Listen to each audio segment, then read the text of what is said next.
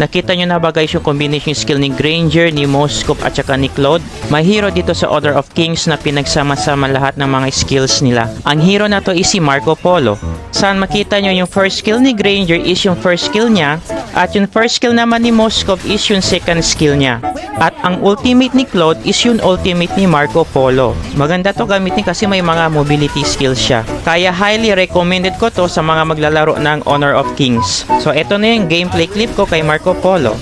The world is more than just a market. Di nyo na pwede masisigo ba't ganun?